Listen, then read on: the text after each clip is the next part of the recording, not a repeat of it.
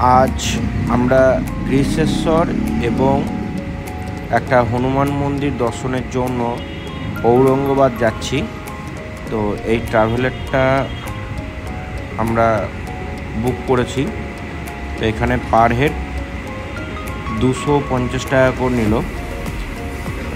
এটা ঔরঙ্গাবাদ ট্যুরের জন্য এই ট্রাভেলাররা পার হেড 250 টাকা করে নেয় এবং গ্রীষ্মেশ্বর শিব মন্দির এবং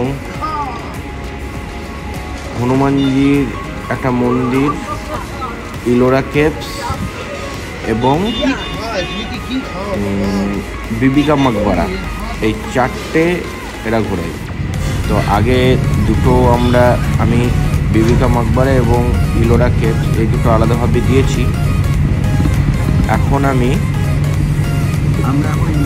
হনুমানজির মন্দির এবং 12টা জ্যোতির্লিঙ্গের মধ্যে একটা জ্যোতির্লিঙ্গ গ্রীষ্মেশ্বর জ্যোতির্লিঙ্গ, সেটা আপনাদেরকে ঘুরে দেখাবো।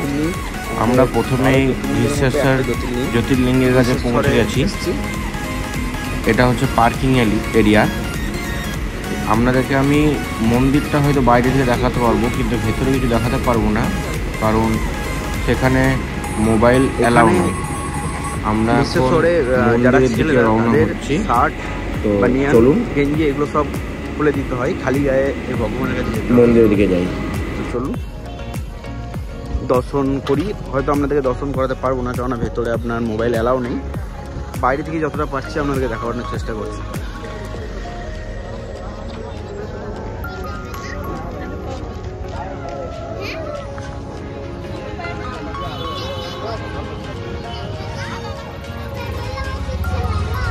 মেলা হচ্ছে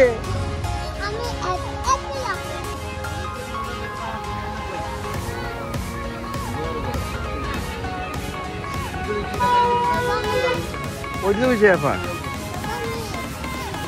ওটা বাবা এখন চাপতে নেই বাবা।